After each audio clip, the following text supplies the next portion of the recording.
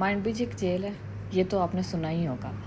मैं आपको बताती हूँ कि लोग माइंड ब्रिज को जेल क्यों कहते हैं। सबसे पहले लोगों को मैं ये क्लियर कर दूँ कि जॉब की रिक्वायरमेंट क्या है, सैलरी क्या है और आपने इंटरव्यू कब देना है, क्योंकि बहुत से लोग अभी भी मुझसे यही क्वेश्चन पूछते हैं। जॉब की रिक्वायरमेंट क्या है, वो इंटरमीडिएट आपका होना जरूरी है। दूसरा, सैलरी क्या है, सैलरी यहाँ पे 50 से 125K तक है, वो प्रोजेक्ट पे टोटली डिपेंड करती है। और आपने इंटरव्यू कब देना है, यहाँ पे वॉक इन इंटरव्यू हो रहे होते हैं Monday to Saturday 12 PM to 5 PM, Kashmir road वाली ब्रांच जाके इंटरव्यू दे सकते हो। अब आते हैं मेन टॉपिक पे, माइंड ब्रिज को लोग जेल क्यों कहते हैं। एक्चुअली में इनकी पॉलिसीज की वजह से ही लोग जेल कहते हैं। मैं मानती हूँ कि हर कंपनी की सर्टेन पॉलिसीज होती हैं जो आपको फॉलो करनी चाहिए, और मोबाइल सबमिशन मेरे ख्याल में वो एक चीज ठीक है कि कार्ड स्कैनिंग और थंब स्कैनिंग वाली पॉलिसी पर्सनली मुझे समझ नहीं आती। आई थिंक एक बार इन्होंने कार्ड स्कैन कर लिया, गार्ड ने आपकी शिफ्ट देख ली है, वैसे ही शिफ्ट के बगैर ये आपको अंदर नहीं जाने देते, आधे घंटे पहले जाने देते हैं, और शिफ्ट जैसे ही खत्म हो जाए तो आप फिर वापस अंदर नहीं जा सकते, चाहे आपका कुछ भूल गया, क़यामत आ गया, कुछ भी हो गया, आप जा ही नहीं सकते अंदर। दूसरा आ गया थंब स्कैनिंग वाला। मुझे लगता है कि एक फ्लोर पे जो टर्नस्टाइल्स लगे हैं वो इनफ हैं, वो आप वहां से निकल रहे हो, वहां से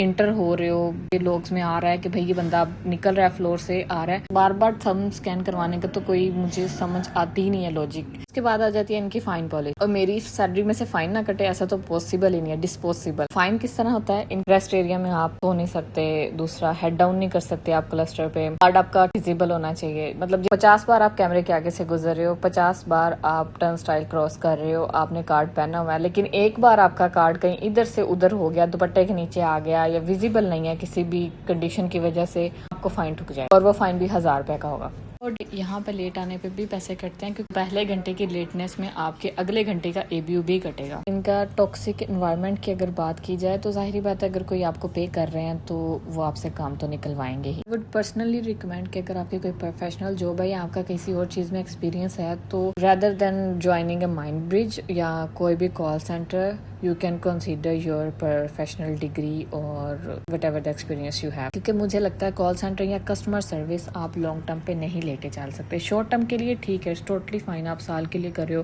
5-6 महीने के लिए कर रहे हो, इट्स टोटली फाइन। और लॉन्ग टर्म के लिए तो मुझे नहीं लगता कि कस्टमर सर्विस है वो आपको लेके चलनी चाहिए। वो तो आप कूल माइंडेड हो भाई, आपको बिल्कुल ही स्ट्रेस नहीं होता चीज़ों को लेके, तो फिर आप चल सकते हो ज़्यादा लॉन्ग टाइम, लेकिन मुझे नहीं ऐसा लगता कि कोई बंदा इतने ही लॉन्ग टर्म चल सकता है। हर बंदे की 5 से 7 साल के बाद बस हो ही जाती है, ये बहुत ज़्यादा आपको मेंटली ड्रेन कर देती है। Customer service itself is frustrated job.